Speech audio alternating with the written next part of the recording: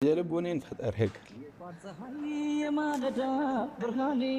አልሰልክም የህይወቴ መፍቻ ቁልፉ ማንችልሽ መለመነው ሌላ አይለኝም ፈጣሪ እስትንፋሽን ያርዝምልኝ እናቴ በጣም እወድሻለሁ። በጣም በቃ ሁሉን ነገር ወስዶ ለአንቺ ይስጥሽ ፈጣሪ። እኔ አላማዬ ጋር ያሰብኩት ቦታ ያድርሰኝና አንቺን ለመጦር ያብቃኝ። በጣም ቢከብድም መግለጽ በቃ አልችልም አንቺን እና በቃ ፈጣሪ ረጅም ጤና እድሜ ይስጥሽ። ሌላ ምንም ልልሽ አልችልም። ማርያምን አልችልም። የሚገባሽን ሁሉ ነገር አድርጌ ለእኔ ምንም አልፈልግም። ለአንቺ ነው የምኖረው እስካሁን ድረስ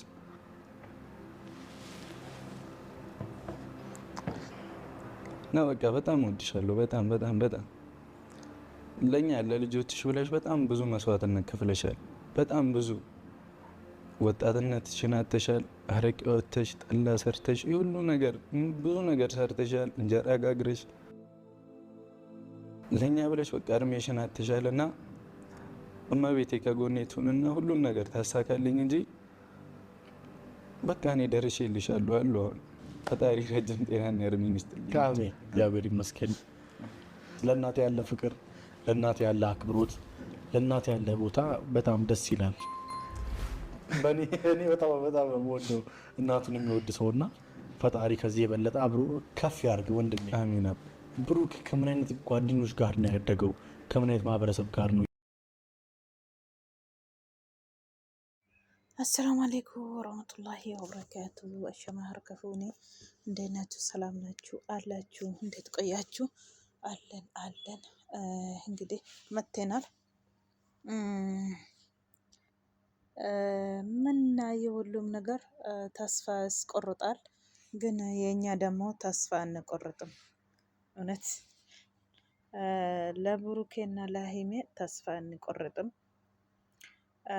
አሁን ሁለቱ ህል ውስጥ ገብቶ ነው ሀይሜን እንደዚህ በሳጭ እንደዚህ ማደርግ ደግሞ ሀይሜ ልጅቱ ሁልጊዜ በቃ ስለ ብሩ ተከተላ ሁሉም በወቅታ እሷ ስትሄድ እሷ እዛ ነች፣ እሷ ስትሄድ እሷም እዛ ቡሩኬ ጋ ነው እንግዲህ። ስለዚህ ነው ሀይሜ ንዴቱ እንደዚህ የማይወጣ። ቡሩኬ ደግሞ ስሜት ውስጥ ገብቷል።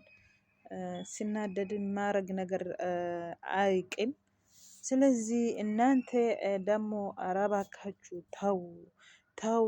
ትልቅ ሰዎች ከቻላችሁ፣ እውነቴ ነው የምላችሁ፣ ከቻላችሁ ሽማግሌ ሆኑና እነሱን አንድ ላይ ማደርግ ነው እንጂ እሷ ተጎዳች፣ እሱ አጎዳ፣ እሱ እንደዚህ ያደረገ አትበሉ። ትልቆች እውነቴ ነው የምላችሁ፣ ከቻላችሁ እነሱ አንድ ላይ ማደረግ ነገር ስሩ።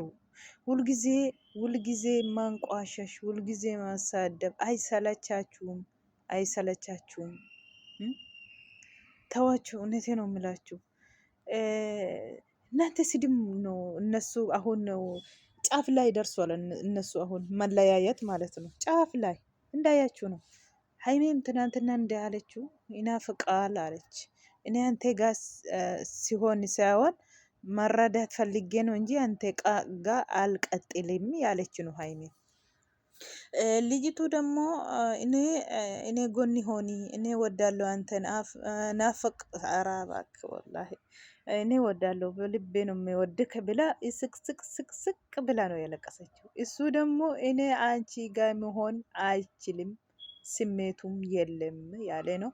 እንግዲህ የኛ እናንተ መለያየት አንፈልግም፣ ግን ደግሞ ተስፋ አንቆርጥም። ብሩኬ ለእናቱ በፊት ነው አሁን አይደለም።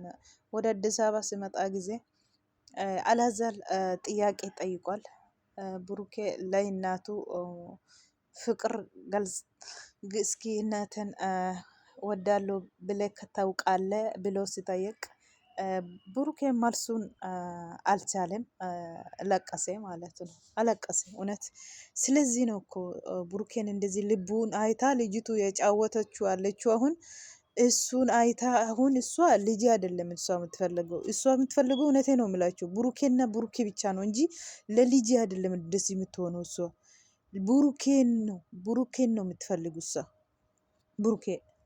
ስለዚህ አንስም ታተን ሲንሞ mee xiqqoo tokko abbaadhaaf laalladha hundumattuu yeroo hunda waamuma kana haasofne nu salacha'e nuunillee nu salacha'e min ishee noo min oonachuu nu salacha'e dhugaa rabbi kanaafu warri haadha isaa irratti caammaa feetanii akka kadhattu gootanii jeesaa keessan rabbi isinii haa kaffalu jeesaa keessan rabbi isinii haa kaffalu haati haadhadha haati warqiidha eenyumaafiyyuu haadha isaa irratti eenyumtuu hin daraddaru karaa haadha isaaf dhugaa rabbi obsa godhatanii badaniyyuu obbolaan isaa dur as ba'anii waan tokko dubbatanii garaan isaan dhukkubnaan achiin badan as ba'anii waa dubbachaa hin jiran haadha isaan irratti diriddiriin beekan rabbiin amma argitanii miskiinittii kana bareedduu kana dubbushee durba fakkaattu kana mushee ilaalamee haimee biratti akka isheen bareeddu ilaalamee kanaan isaan fokkisiisaa oolan ilaala kanaan isaan xiqqeessaa oolan kanaan isaan fuula ishee akka tokko godhan hin jirti bara rabbiin umurii ishee dheeressu hundumaayyuu nama haati bira jiru haadha qabu rabbiin haadha keessan umurii isin haa dheeressu wallaahi nama haadha isaa jaallatutu nama haadha isaa kabajutu haadha namaallee kabaja haadha namaafillee bakka qaba yeroo hundayyuu bareeddittii kana bishaan lagaa fakkaattitti bishbishe durba fakkaattu kana umurii siif haa dheeressu burukee harmee kee akkumatti siqsiqqettee boossu akkumatti harmee kee bakka qabdu rafee ka'ee gaaffii gaafatte haimee kana amma addunyaa kanarratti maa inni ati sodaattu jettenna kaniin sodaadhu tokkitti jedhe haadha koo dhabeen sodaadhaa jedhe dhugaa rabbii wallaahi haadha koo dhabuu sodaadha jedhe gaaffii wal gaafatanii jechuudha amma tokko yoo rafee ka'ee waan amma kana ishee dhabuu fakkaadha irba keessaallee na'een ka'a jedhe kanaafuu haati keenyi abbaa malee nu guddistee haraqee baastee waan argee biddeena toshitee nuuf fuula ishee dhabdee nuuf humna ishee dhabdee animmoo ga'ee sii jira siin dabarsa haadha koo hirmee konarraa fuudhee siif haa kennu kan inni jedhe jechuudha gaaffii Alaazaar biratti gaafatame jechuudha dhugaa rabbi maaliifi maal gonare man goonuu hin qabnu itti muddaa warri dhiisaa osiniin jedhanii silallee wanbumteen keessan kanaa dubbatu malee nuti hin dubbannu abdiin kun nu yoomiyyuu jechuudha jara qashtoota kanarraa tokko taatu jennee yaanna kunis hin darbaa yeroon kunis nama wal xaxee mataa miila dhabee kun bakka tokkotti deebi'a jennee abdii qabna guyyaa tokko. Egaa akka argitanitti si biraan hafu jettee faanadhaa jirti bakka inni dhaqetti jechuudha. Isa dhiisaan jirtu doorsisa waan hundaatiin jechuudha. Burukeen immoo si wajjiniin hin ta'uu hin danda'u. Ani si wajjiniin ta'uu hin danda'u. Inni durii dur darbee mucaan kan kootees hin guddisa ani jechi waan na barbaachisu saayitii sanatti hankeeti yoonaan jedhanii saayitii deessitu jennaan amma na bira waan taatu ta'e gara biraatti deemaa jechaa jirta jechuudha. Isan dhiisise gara biraatti na deemsisaa jirta kan isheen jechaa jirtu jechuudha. Humnaatiin burukee as biraarratee waan hundaa goote akka inni ishee faana ta'uu barbaaddi jechuudha. Biraa hafaan jirtu lafuma tokkotaa jirti. Narratti duultanii narra maal gootanii anaan akkas gootanii jetteetti inni isheen boosu jechuudha. Naan as faraarra'inii na as faraarratee akkan si wajjiniin ta'uu barbaadda kan inni jedhaa jiru jechuudha. Han barbaaddee fidii jedha isheenis immoo nan fida jetti. Mee garatti citamu mee ilaalla asiin haimeen isa cannatti asiin isheen kunillee hin cannatti wanta ta'eefi gara lamaanitti illee qabbanaan arganne jechuudha. Haimeenis aarii keessa galtee akkasitti waan hin taane baastee afaan keessaa jechuudha. Innillee aaree akkuma argitanii macarrashaa irratti viidiyoo kaleessaa yoo argitanii jiraatanii macarrashaa irratti hanxalaxalee gaffa'eet ishee baasee jechuudha. Si faana ta'uuf otoo hin ta'in si bira dhaabbachuun malee si faana wanti na zallaskiisuu hin qaba. Hawwiteeyyuu dhabdaa kan isheen jettee biraa deemtee jechuudha. Ammallee aariin irrumaa danfaa jira. Irraati haimeen aara galfiin godhanne ammallee numa danfaa jirti ammallee jechuudha. Kana biraa immoo ifannaa burukeetii darbachuu burukeetii burukeen aarii keessa yoo galee hamma hojjetuuf hangodhuu hin beeku jechuudha. Kanaaf kabbaadhiidha wanti hundinuu. Hin ulfaata dhugaa rabbiin ulfaata akka ilaalaniifi miti. Egaa guyyaan tokko dhufa. Guyyaan waan hundi dhume walitti deebitanii jechuudha. Achi Haayimeen yoo hansaati teessa annaan guddisa mucaa.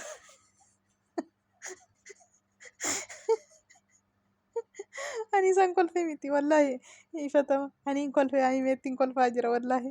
Mucaa natu guddisaa yoo hansaatee si jennaan mucaa koo ammatti naa guddistuu hin qabdu. Mucaa koo ammatti naa guddistuu hin qabdu jettee ani matti guddifadha. Abbaasaa fi haadhatu guddisata malee sinnaa guddisa miti mucaa koo jette isa achi geenyee ilaallaa jette dhiifatama jechi dubartii ulfaatu wanta ta'eef kanaaf nacamtii kanaaf dhiisaa fi yoon dahuu baadhellee kana dhagaa jette beekuu qabaa jette kanaaf nacamti dhiisaa jette maal taatee boosse jette sin jaalladha jedhee jette. Wallahi dhiiga danfistee intala yoo jechutti wallahi burukee bichaa miti intalallee dhiiga danfistee Haayimee jechuudha viidiyoo kaleessaa irratti dhugaa rabbi jechi dubartii ulfaatii kanaaf akkas taati kanaaf cannaqamti wayyoo wanaan duuti jette gara biraa immoo abdiin kunne jennaan abdiin kutu yoomiyyuu jette maal ta'e boosse maal rukuttanii hin reebe garuu nu anaa nu reebe hin beeku akkamiin ishee reeba jette. Burukeetiinis dhiiga dhaabde intalaanis dhiiga dhaabde dhugaa rabbii gara lamattuu wallaahi laazim. Ayya Haayimee wallaahi Haayimee taragaagii yanee qonjoo yanee maarii yaneef dubbishfushi tizzisiin jedhuun amma gizee mana deemtee haadha isaa akkasitti haxxee irra ciistee washeen akkasitti mataa keessi qaqqabdu tizzin jettu si jaallatti koo musheen Haayimiyye obbolaan hundumtu lubbuu sii qabu ni bare. Tizzin jedhu kan akkamiin irraanfatta wayyoo ani hin beeku yaa rabbi.